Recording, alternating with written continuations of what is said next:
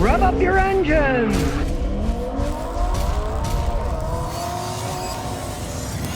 Justin Shepard says, I have success using your AT205 reseal in a 44-year-old car. Got a 79 Pontiac. The input shaft seal is no longer leaking. I put AT205 in the oil pan 2 days before the rear main seal went out. I thought I'd give it a try. I said, change the rear main seal. Since the transmission didn't need to come out to get at the rear main, they didn't pull it off. After they put together, they cleaned the oil out of the bell housing and checked for leaks. They said it wasn't leaking anymore. I've driven 200 miles since the rear main replacement. There are no spots under the car when I park. All right, yeah, like I say, the stuff works. It's AT205 reseal.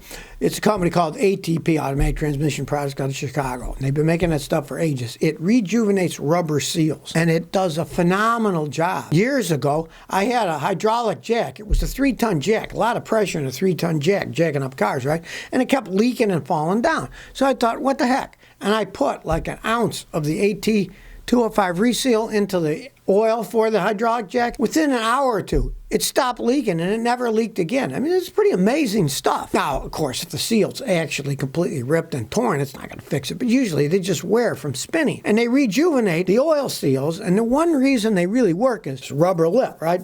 But on the inside, there's a spring. The spring holds them on. So even when they're worn, the spring is still there with tension. And if the rubber gets rejuvenated, the spring can hold newly rejuvenated rubber tight enough that it won't leak anymore. Now, it's not going to work on gaskets like a valve cover gasket or something because there's no spring on that. Those are just valve cover gaskets. And when they leak, they're cracked and it comes out. There's nothing spinning on them. There's no spring. That you would have to replace. But oil seals, it works phenomenal. I've even seen it work on some power steering pumps. Now, they're 1,500 PSI up. It's a lot of pressure, but I've seen them stop them from leaking if you add an ounce or two to the power steering, too.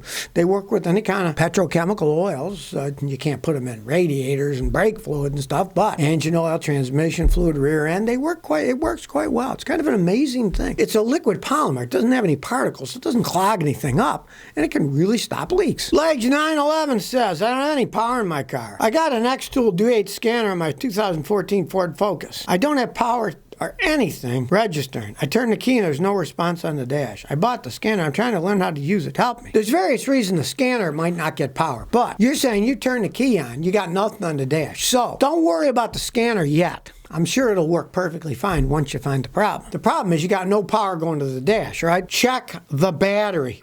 Have it load tested. It could be just a bad battery. Check the terminals on the battery. If they're corroded or loose, clean them off, tighten them up, and it might start right up. If it doesn't, then check the power from the battery to the ignition switch. There might be a problem there. That wire. Now, if there's power going to the ignition switch, turn the ignition switch on. If no power comes out, you got a bad ignition switch. It could easily be just a bad ignition switch if you have no power going to the dash. If you have no power going to the dash when you turn the key on, you're not going to have power going to the scan tool because the OBD port has to, you turn the key on and then it lights the power up. That's why when you're using an OBD scan tool, the first thing you do is turn the key on so the idiot lights are on. The car doesn't have to be running. It's better with it just with the idiot lights on. Then you plug the scan tool in and it'll get power and it'll start doing its thing. So fix the power fault first. You got some kind of short somewhere or a completely flat battery. Juror 9695 says, I have a ticking sound. My 2008 Toyota Sienna van with 153 miles. When it's cold, it makes a ticking sound. Goes away about half a mile and runs great. No codes, runs fine. Now it's only in the 30s here in Southern California. I've done all the oil changes. Hell, it's got a lot of miles, 153,000 miles.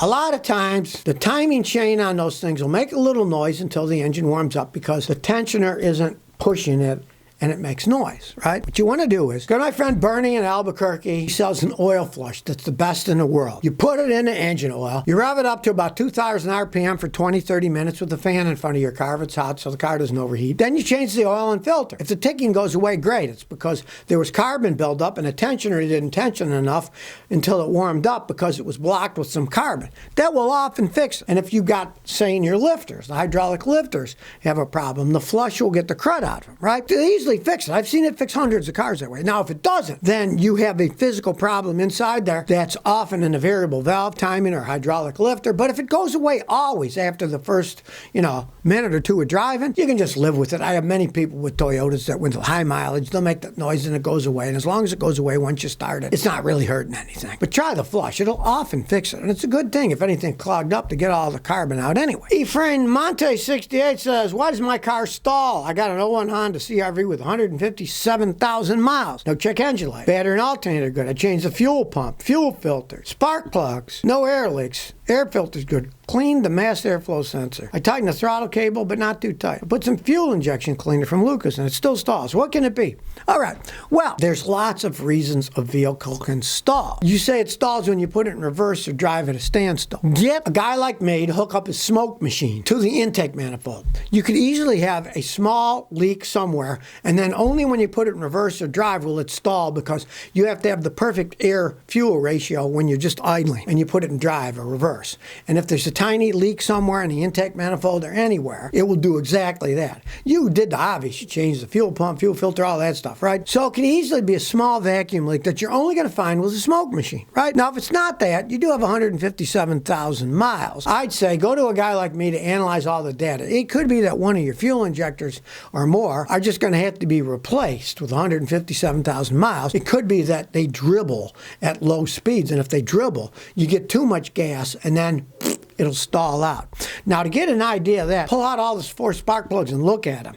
And if you see one or more are darker than the rest, the dark ones are getting too rich because the fuel injectors are dribbling gas in it. You can check that. Now, if they're all the same white color, grayish color, then no, it's not that, because if it did drip, the ones that were dripping would be blacker because they get a carbon buildup from too much fuel. So check all that. Pray you can just find a vacuum leak. It could easily be your intake manifold could be leaking. It's very hard to find without a smoke machine. Jay Vin says, why does my radiator hose stay cold after 15 minutes of driving? The bottom radiator hose doesn't get warm after driving 15 minutes. The top radiator hose gets warm and the gauge shows engine normal operating temperature after 10 minutes of driving, but the bottom hose stays cold. My car's a 2012 Accord with 54,000 miles. I just replaced the coolant a few months ago and let the fans twice to bleed the air. I don't want to replace the thermostat if not needed. I personally would just replace the thermostat because that's a logical thing. They don't cost much. It could easily fix your problem. Because here's the thing. When it's cold outside, you're running your heater on your car, right? And the heater's a small radiator. It's inside the car. But when it's really cold outside, the heater itself can pull enough heat out to keep the engine running good because it's freezing cold outside. In that case, you say your temperature gauge is still in the middle, so that's working okay.